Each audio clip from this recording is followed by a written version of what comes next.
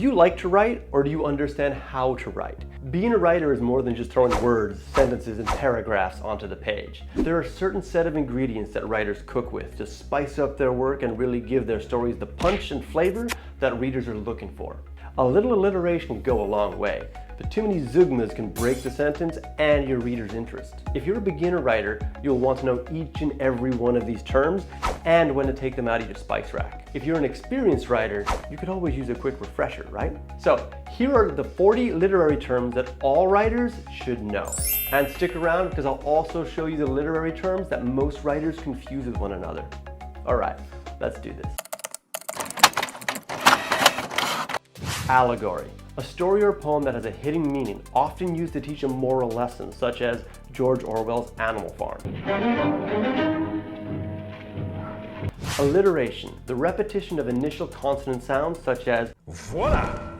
In view, a humble vaudevillian veteran, cast vicariously as both victim and villain by the vicissitudes of fate.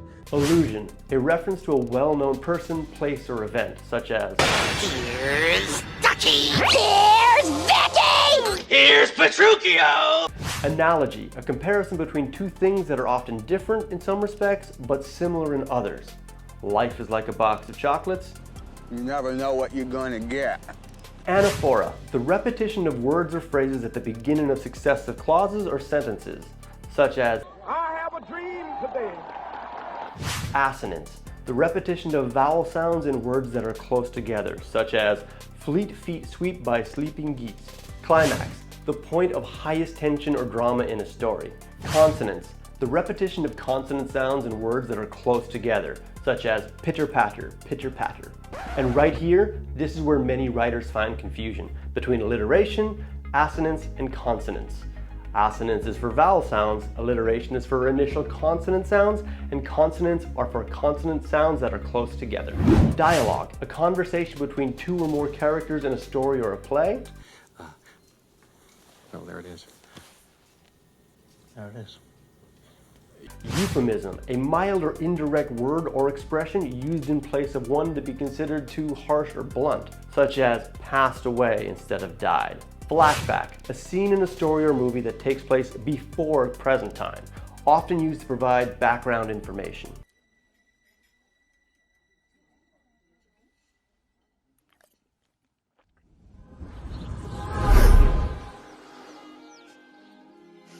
Foil, a character who contrasts with another character in order to highlight their differences. Foreshadowing. Oh, this is an important one, but we'll get to it soon, okay? Hyperbole. This is the most important literary term so far. It's an exaggeration used to emphasize a point, such as, I am starving to death. Foreshadowing, a hint or clue about what will happen later in the story. See, I told you we'd get to it soon. Imagery, descriptive language that creates a mental image in the reader's mind, such as, the sun was a glowing ball in the sky. Irony, the use of words to convey a meaning that is the opposite of its literal meaning, such as, oh great, another Monday, because, a lot of people don't like Mondays. Juxtaposition, the placement of two or more ideas, characters, or places side by side for comparison or contrast. Lycoses, using a double negative to express a positive, like, I'm not unhappy with this example. Metaphor, a comparison of two unrelated things without using words like or as, such as, you need to bite the bullet and get that script written. This one often gets mixed up with another term, which we'll get to soon. Metonymy, using a word or phrase to represent something closely related. The White House has announced a new policy, instead of saying the president or their administration. Mood, the emotional atmosphere created by a piece of writing, such as the fog clung to the sky, blanketing the city in a sense of unease. Onomatopoeia. God, I love that word. Onomatopoeia. Words that imitate the sounds they describe, such as buzz or hiss. Oxymoron, the combination of contradictory words such as jumbo shrimp or bittersweet or the living dead. Actually, do you have a favorite oxymoron?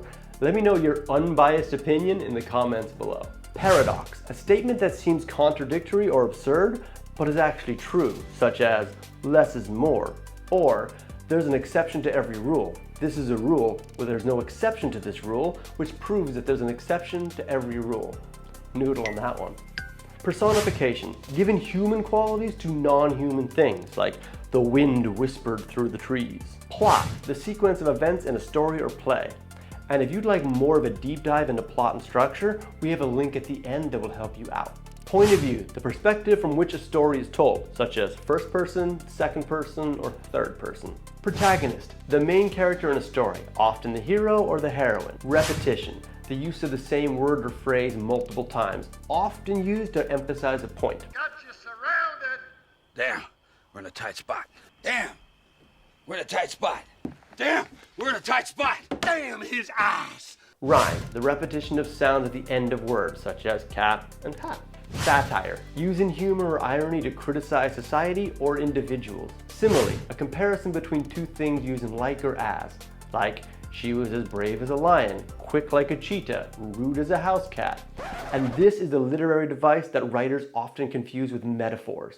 But just remember, similes use like or as, and metaphors don't. Symbolism, the use of symbols to represent abstract ideas or concepts. Okay, all right, let me go. Synecdoche. Synecdoche, using a part to represent the whole. Example, all hands on deck. Hands representing the sailors. Theme, the underlying message or meaning in a story. Tone, the writer's attitude or point of view towards the subject matter. Understatement, a figure of speech that intentionally downplays the importance of something. Verbal irony, saying the opposite of what is meant. And zeugma, using one verb to describe two different objects in a sentence. For example, she broke his car and his heart. And there you have it, the top 40 literary devices all writers must know.